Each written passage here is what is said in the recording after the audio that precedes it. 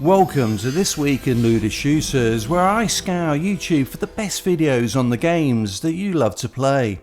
My regular viewers will know that previously I focused solely on The Division 2, but given that new content for it comes less often than a hardcore looter shooter gamer, it was time to broaden my horizons. To do that, I needed to answer an important question. What is a looter shooter? The wiki definition is that a looter shooter is a subgenre of action role-playing games that incorporates shooter gameplay and procedurally generated weapons and equipment. But that doesn't quite nail it for me. A looter shooter should have a great story campaign that takes you from zero to hero. It needs a compelling endgame with different game modes, loot that supports an excellent buildcraft system, unique gear that is worth the grind to get, and co-op or multiplayer aspects that create a strong community. So having answered that important question, I went in search for looter shooters that I can play right now. Well, apparently the internet has no idea what a looter shooter is, because the list that came up with included battle royales like Off the Grid, roguelites and roguelikes including Risk of Rain 2 and Gunfire Reborn, co-op shooters like Deep Rock Galactic, open world survival like Unturned, and extraction shooters like Exoborn. But after a lot of refinement and testing, this is what I came up with. So just 14 games that I think meet the key characteristics of a looter shooter, with 3 of them being dead games, 3 being more looter shooter adjacent than straight out looter shooters, and 1 on the previous console generation. It's no wonder that so many of us have stuck with The Division 2 for so long, despite there being no new content for it.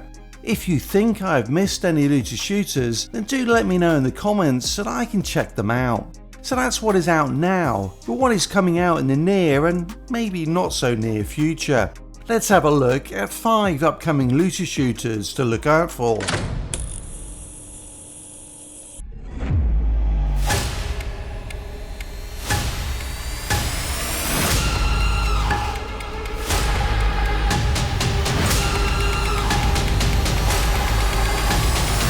Pioneer is a first-person open-world MMO shooter set in a haunting alternate reality world where Soviet-era structures lie abandoned on a desolate, post-apocalyptic island. Stalker 2 as an MMO, really. There was one thing that stood out to me that made me think that Division 2 players might like it. Demos of the game were available to play on Steam recently, and this is what one content creator said. From what I understand, the PvP, because this is a MMO, there's PvE and PvP, and it just depends on the area of the map you're in. So there's like dark zones, think like Division, and so there's areas of the map where there's like really good loot and materials and things to find, but it's also a PvP zone. Yes, the game features both PvE and PvP zones, giving players the freedom to play the game how they want. And these are not small Washington DC sized dark zones, but rather the island is split in 2, which sounds very promising, but there are some problems with the game. The response to the demos has been mixed, with some creators calling it underwhelming, albeit this was primarily in relation to a limited demo for media and content creators that came out in March. For the demo in July, upgrades were made and more of the game was available to play. But even then, it was clear that this game needs more time to cook, so the current 2025 release date looks like it will slip again.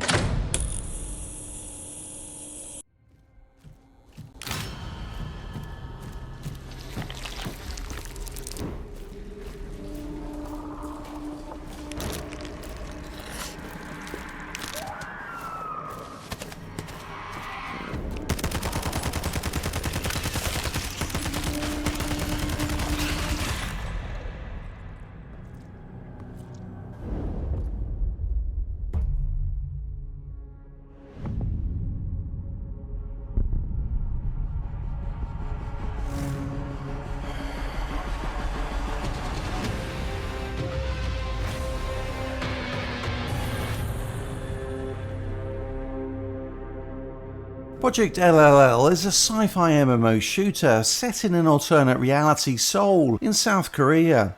What the developer actually said about it on their website though is that they want to create a new market that is exclusive to NC, with a new IP that incorporates the keywords shooter, MMO, and open world, which doesn't strike me as a passion project unless cashing in is your passion. Putting that to one side, the gameplay demo released last year does look very promising, combining Division style third person combat and skills with Titanfall mechs.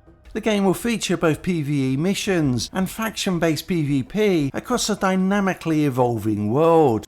Look, I'm in two minds about this game. Based on the gameplay, it clearly draws a lot from the Division 2's combat and skills, so I should like it. But it's NCSoft, who monetize the shit out of games.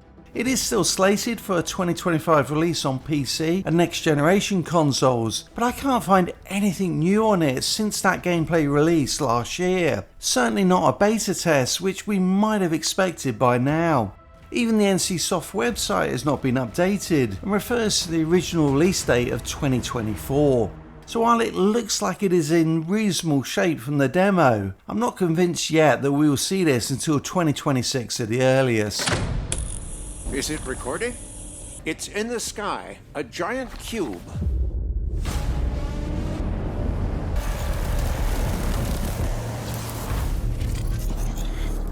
The Cube is a first-person MMORPG shooter from the creators of Atomic Heart. Set in the Atomic universe on a massive levitating and rotating Rubik's Cube, it promises an immersive story, constant character progression, ever-changing environments populated with deadly enemies, and at the centre of the cube, an equation that once deciphered can save humanity. This is a game that I'm actually quite excited about. Atomic Heart maybe wasn't the best game in the world, coming in at a Metacritic average score of 70, but the retro-futuristic world they created does provide a solid base for Munfish the developer to build on. No release date for this one yet, but it's definitely on my radar.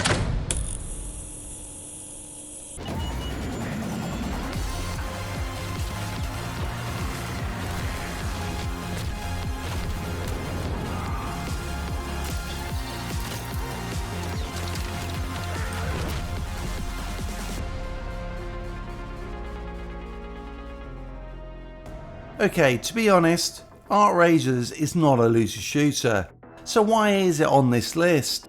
Well, mainly because it's a really good game and many players at a tech test this year compared it to our holy grail, Survival. Now, I don't necessarily agree that Ark Raiders is any more like Survival than any other good extraction shooter. Survival was the granddaddy after all of that genre. But it certainly is shaping up to take over that genre, and with the Division 2's PvP having been left for dead a long time ago, this might be the fix that some Division 2 players are looking for. Ark Raiders drops October the 30th. Be advised, a citywide curfew has been enacted. Violators will be shot on sight.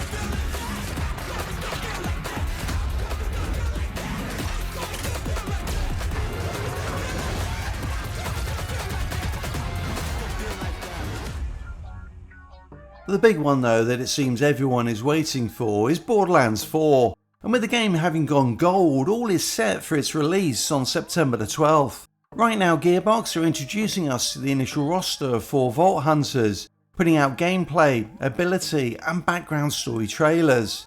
And Borderlands 4 is looking like a great option if you want to jump back into the series, being something of a reset. It is based on a new planet which is now an open world with many secrets to discover. It features completely new Vault Hunters in a brand new, more grounded story, and this is the big one, the comedy is much darker and drier than in previous outings.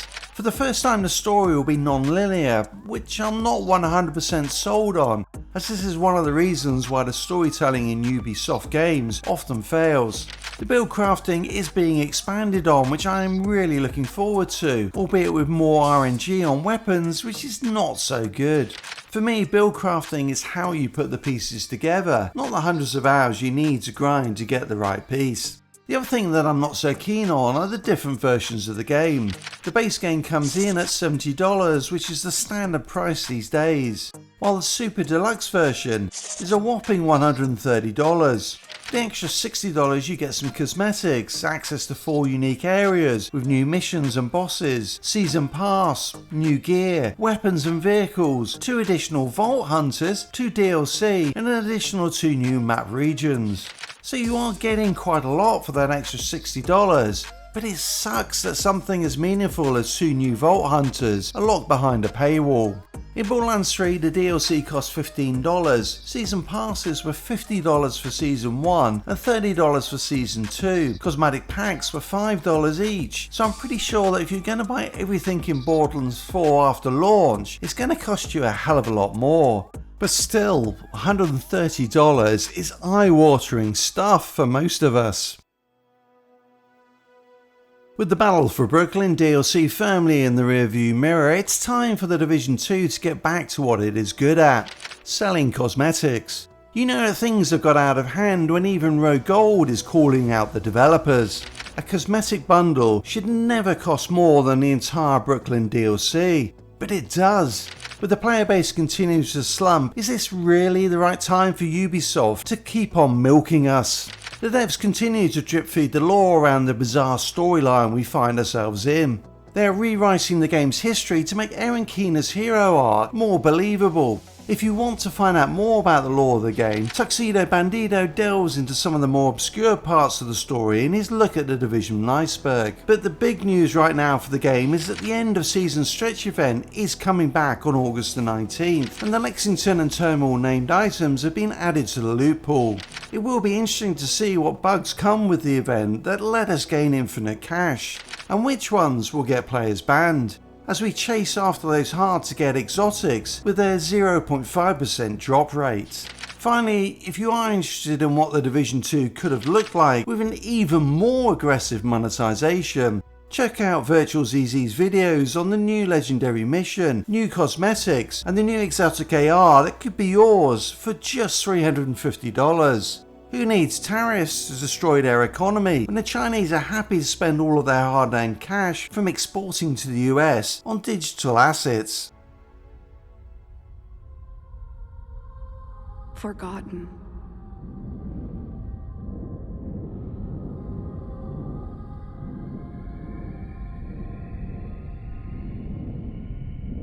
Like a dream.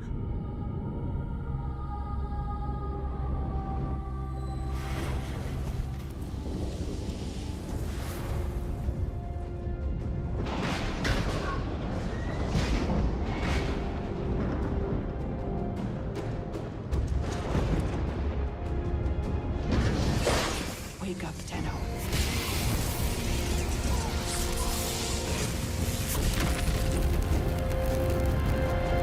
Wake up.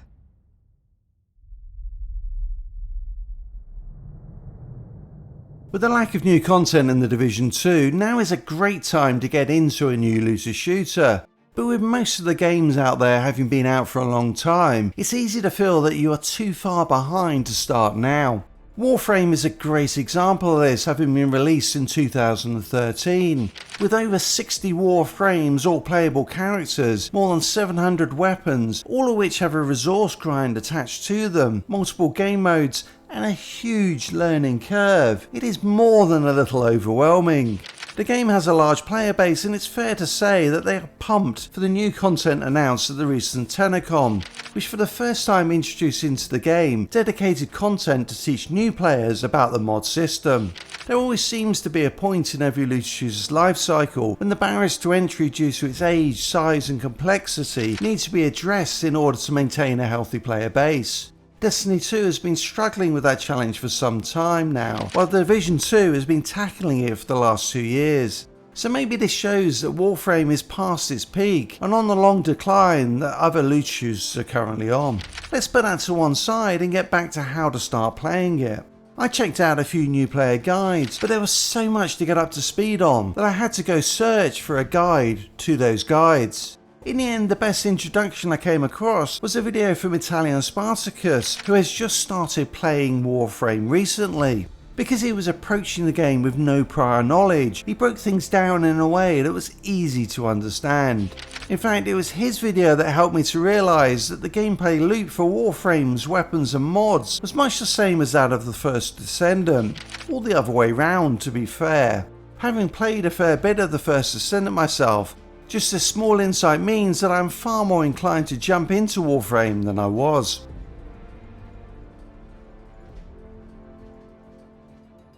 Speaking of the first Descendant, its new season breakthrough was on full jiggle mechanics display recently, with it going live on August the 7th.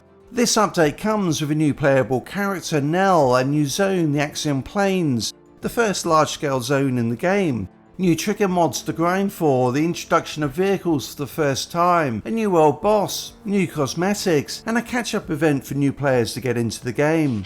The overall verdict from creators like Moxie and even Division 2's Tuxedo Bandido, who also covers this game, was that Breakthrough does make some improvements to the base game, but it doesn't fully address the excessive and repetitive grind, that there are too many RNG systems to level up, the lack of balance in playable characters, or the lack of build variety due to min-max builds that are the only viable options. The first Descendant's player count has spiked up to match its high point of the year in the days following the release. Let me know in the comments if you'll be jumping in to try it out. What follows light and shadow? The race to the world first raid clear in Destiny 2 has always been a big thing for that game, but with the Edge of Fate DLC that just dropped, 70% of the raid teams that completed it were found to have cheated. It was clear that the raid was raid difficult, but this sort of level of cheating is emblematic of a game with a lot of problems, and that seems to be the consistent message coming out of the Destiny 2 community. The response to the Edge of Fate expansion has not been good, with concerns raised about the repetitive campaign mechanics, the lack of a new subclass, a mixed bag of new exotics, new gear modifiers being poor, limited armor archetypes, and most of all, a repetitive and downright painful power grind. The Destiny 2 player base has been on the decline since the end of its Light and Darkness storyline, and the Edge of Fate doesn't look like it'll be turning this around. With its lower player count on an expansion release since, well, ever, it looks like Destiny 2 has joined the Division 2 in its end of life cycle, where the developers milk the player base for as much as they can. One of the things I have found when searching for content on looter shooters is that the YouTube algorithm often ignores certain creators, so make sure to hit that subscribe button, or you might never see another episode of This Week in Looter Shooters again.